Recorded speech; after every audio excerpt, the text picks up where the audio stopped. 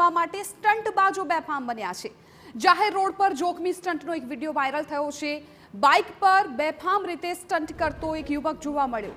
ધોળેશ્વર સ્મશાન નજીકનો વિડીયો હોવાનું અનુમાન। સ્ટંટબાજો સામે પોલીસ કડક કાર્યવાહી કરે તેવી ઉગ્ર માંગ।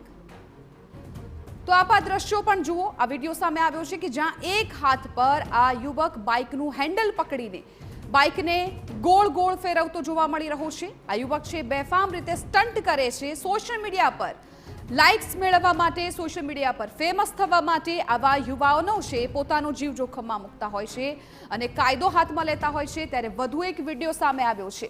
સંવાદદાતા રાજેશ વધુ જાણકારી આપી રહ્યા છે। રાજેશ, આ યુવક ક્યાંનો છે, શું વિગતો મળી રહી છે આ વિડીયો મામલે?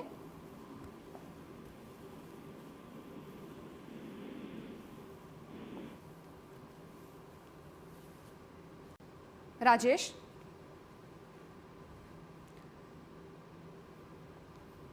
તો ફરી એકવાર અમારા સંવાદદાતા સાથે સંપર્ક કરવાનો પ્રયત્ન કરીશું, પરંતુ આપ આ વિડીયો જુઓ। બેફામ જાણે કોઈનો પણ ડર ન હોય તેમ આ યુવક છે એ બાઇકનું હેન્ડલ હાથમાં પકડીને એક જ હાથ પર આ બાઇકને ગોળ ગોળ ફેરવતો જોવા મળી રહ્યો છે।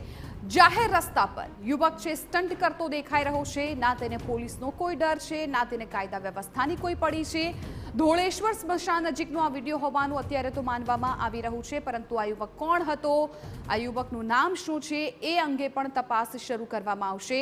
ફરી એકવાર અમારા સંવાદદાતા જોડાઈ ગયા છે ફોન લાઈન પર। રાજેશ, આ યુવક ક્યાંનો છે, કોણ છે અને શા માટે તે આ વિડીયો બનાવતો હતો, કોઈ વિગતો જાણવા મળી છે? જી, જે રીતે મોરબીમાં અવારનવાર જે સ્ટંટબાજો વિડીયો કરીને પોતાના સોશિયલ મીડિયામાં વાયરલ કરી રહ્યા હોય આ પ્રકારના દ્રશ્યો અવારનવાર સામે આવી રહ્યા છે અને પોલીસ પણ આવા સ્ટંટબાજો સામે કાર્યવાહી કરતી હોય છે। તેમ છતાં પણ સ્ટંટબાજો સુધરવાનું નામ ન લેતા હોય તે પ્રકારનો ફરી એક વિડીયો વાયરલ થયો છે। આ વિડીયો જાહેર રોડ ઉપર સ્ટંટ કરતો હોય અને વિડીયો જે મોરબી નજીક આવેલું જે ધોળેશ્વર સ્મશાન છે ત્યાંનો આ વિડીયો છે। આ વિડીયો કેટલા સમય પહેલાનો છે હજી સુધી જાણવા નથી મળી, પરંતુ જે પ્રકારે આ સોશિયલ મીડિયામાં ઇરફાન સંધી નામનો એક સોશિયલ મીડિયા એકાઉન્ટ છે ને તેની પર આ એક વિડીયો વાયરલ કરવામાં આવ્યો હતો ને વાયરલ વિડીયોમાં જે રીતે સ્ટંટ કરી રહ્યો છે જોતા બીજા લોકોની પણ જિંદગી જોખમાય એ રીતેનો આ વિડીયો છે। આ જોતા પોલીસ હવે આવા લોકો સામે સખત કાર્યવાહી કરે એવી પણ માંગો ઉઠી રહી છે। બિલકુલ રાજેશ, આભાર સમગ્ર માહિતી બદલ। તો ઇરફાન નામના સોશિયલ મીડિયા આઈડી પરથી આ વિડીયો મળી આવ્યો હોવાનું અત્યારે માહિતી મળી રહી છે। હવે પોલીસ આ વિડીયોને આધારે કઈ પ્રકારે કાર્યવાહી કરે છે તે જોવાનું રહેશે।